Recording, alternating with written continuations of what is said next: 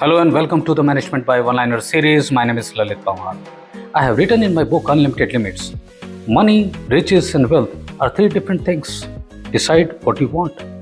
पैसा कमाना, अमीर होना और धनवान होना, जब इनके बीच का अंतर आपको पता चल जाता है तो पैसे को लेकर आपका नज़रिया बदल सकता है। नंबर 1, मनी यानी पैसा कमाना। जब हम जॉब में होते हैं, सेल्फ एम्प्लॉयड होते हैं या एज ए फ्रीलांसर काम कर रहे होते हैं तो हम अपने समय, अपने स्किल सेट को दूसरे के साथ ट्रेड करते हैं ताकि हम पैसा कमा सकें। यहाँ पर हम अपनी ज़रूरतें और फ्लेक्सिबिलिटी के हिसाब से पैसा कमाने में कामयाब हो जाते हैं, लेकिन हमें हमेशा अपनी प्रेजेंस बनाए रखनी पड़ती है, क्योंकि जैसे ही हम अपनी प्रेजेंस यहाँ से ख़त्म करते हैं पैसा आना बंद हो जाता है।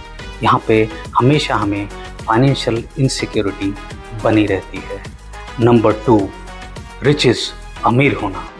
जब हम जॉब से एक कदम आगे बढ़कर बिजनेस की बात करते हैं तो हम एक सिस्टम क्रिएट करते हैं और कुछ ट्रेंड लोग बाग इस सिस्टम को रन करते हैं, और जब ये मैच्योर हो जाता है तो ये हमें पैसा कमा के देना शुरू कर देता है। लेकिन इसमें भी हमें अपनी पार्शियल प्रेजेंस बनाए रखनी पड़ती है, चीज़ों को मैनेज करने के लिए, चीज़ों को संभालने के लिए, प्रॉब्लम्स को सॉल्व करने के लिए, लोगों को लीड करने के लिए। और इसमें हमें फाइनेंशियल सिक्योरिटी मिलती है, अपनी ज़रूरतों से ज़्यादा पैसे कमाने का मौका मिलता है और अपॉर्चुनिटीज़ मिलती हैं।